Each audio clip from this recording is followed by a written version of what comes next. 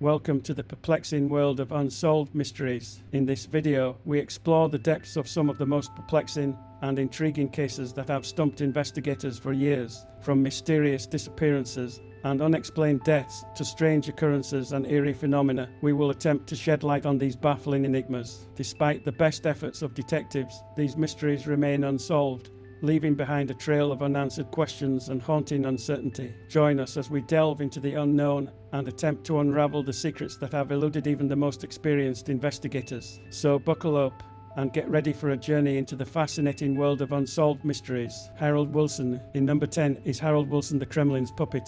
Hugh Gaitskell, Harold Wilson's main rival for the Labour leadership, died unexpectedly in 1963, which was a major shock. A tired Conservative government was losing steam, and Labour had its best chance at power in 12 years. Gaitskell, who had been in good enough shape to travel to Moscow on January 1st for talks with Soviet leader Nikita Khrushchev, became ill as soon as he returned on January 4th. He had an almost unknown autoimmune disease called lupus disseminata, and he died within 2 weeks. Wilson was appointed as Prime Minister in waiting, but the disease that killed Gaitskell was so unusual, so fast-acting, and so uncommon in the UK that his doctor contacted MI5. He suspected Gaitskell had been infected as a form of bio-assassination during his brief visit to Russia. Although no evidence was found to support this theory, a Soviet defector, Anatoly Golitsyn, later claimed that the KGB's Department of What Affairs, Assassinations Department 13, had been plotting to assassinate a leading Western politician in order to insert one of its own stooges or agents of influence. Wilson was the agent if Gaitskell was the victim of Department 13. Wilson had piqued the interest of the security services since the late 1940s. They were aware of his communist sympathies as an Oxford student prior to the war, and MI5 were aware of the number of trips he made to the Soviet Union as president of the Board of Trade from 1947 onwards. Harold Wilson was unquestionably a high flyer. He was the youngest cabinet member in living memory,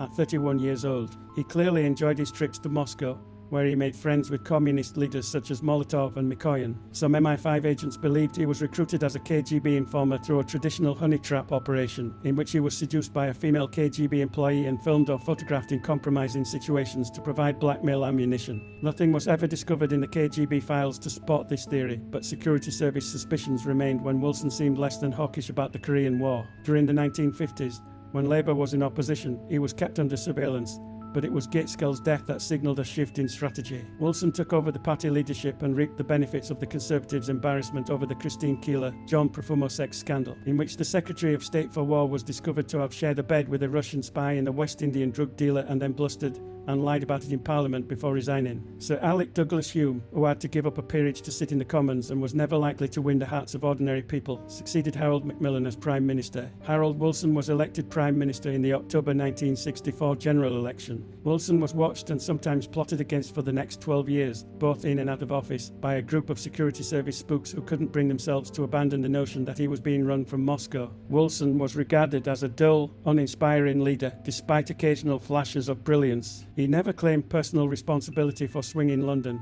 the construction of the supersonic Concorde airliner, the introduction of colour television, or England's World Cup victory in 1966, but he was happy to take credit for everything that happened on his watch. The Americans despised him for keeping the United Kingdom out of the Vietnam War, and the Sears counterintelligence chief, James Jesus Angleton, told British Secret Service officers that his sources told him the Prime Minister was a Soviet spy. The idea stuck with MI5 employees like Peter Wright, who later wrote the banned book Spycatcher. This group within the security services followed Wilson's every move during his first term, which lasted until May 1970. They might have heard it as well, because Harold Macmillan had instructed MI5 to plant bugs in the cabinet room, the waiting room, and the Prime Minister's study. They were removed when Macmillan left, but replaced within months on Sir Alec Douglas Hume's orders. Neither Wilson nor the next Prime Minister, Edward Heath, were aware of the bugs. Wilson returned to 10 Downing Street after 2 election victories in 1974, still unaware of the hidden microphones, which were finally removed in 1977, just months after Jim Callaghan took over as Prime Minister. The following Prime Minister, Margaret Thatcher, carefully and deliberately lied about this surveillance in a formal statement a couple of years later. Lord Wilson has never been the subject of a security service investigation or electronic or other surveillance by the security service,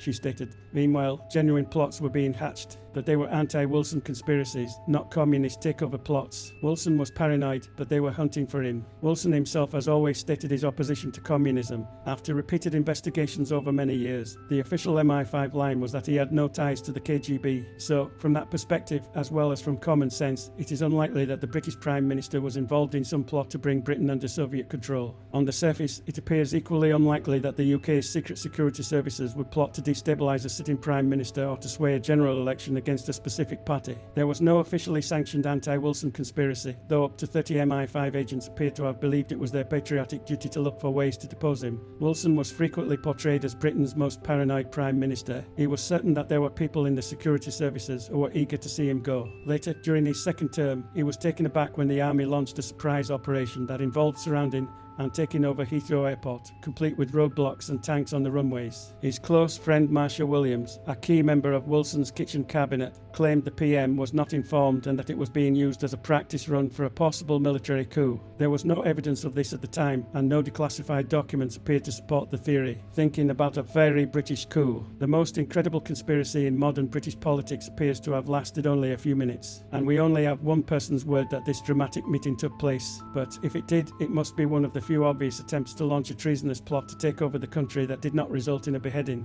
Hugh Gaitskell, the Daily Mirror's long-serving editorial director, claimed he was told to arrange a meeting in early May 1968 between his boss, the head of the International Publishing Corporation, Cecil King, and Lord Louis Mountbatten, a great British war hero, the last Viceroy of India, and the Duke of Edinburgh's uncle. After the doors were shut, Cecil King allegedly told Mountbatten that Wilson's incompetence meant the country was on the verge of a crisis in which the government would collapse and law and order would disintegrate. There would be blood on the streets, and the army would be forced to intervene. There would then be an urgent need for a great leader who could work in the national interest to steer the country away from disaster. The key question, he said, was whether Mountbatten would allow himself to be nominated as the new administration's leader. Mountbatten stated that it sounded like treason, and that he would not intervene. For the time being, the revolution was over. Cecil King, an MI5 agent, was relieved of his position at the top of IPC 3 weeks later. But if this brief conspiracy seems outrageous, it isn't the first time Mountbatten, who was assassinated by an Arab bomb on his boat in 1979,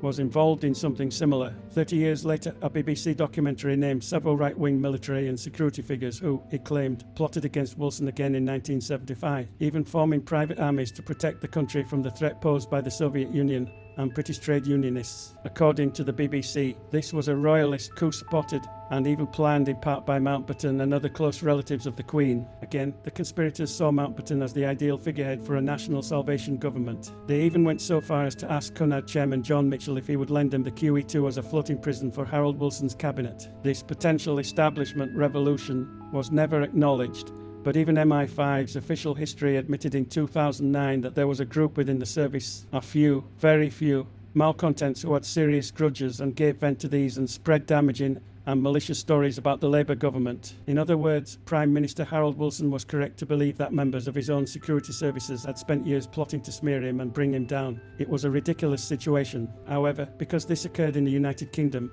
no one was shot, no one was imprisoned, and no one was even fired from their jobs, according to public records. Dear viewers, I wanted to take a moment to express my sincere gratitude for taking the time to watch my videos on Unsolved Mysteries. Your support means the world to me and motivates me to continue creating content that you enjoy. I am thrilled to announce that I will be producing around 40 videos on this topic, delving into the mysteries of the world and exploring different theories and explanations. I am excited to share my findings and insights with you. If you enjoyed my content, please consider liking and sharing my videos with your friends and family. And don't forget to subscribe to my channel to stay up to date on all my latest releases. By subscribing, you will also help me to reach more people who may be interested in the subject. Lastly, if you want to be notified every time I upload a new video, don't forget to press the notification bell.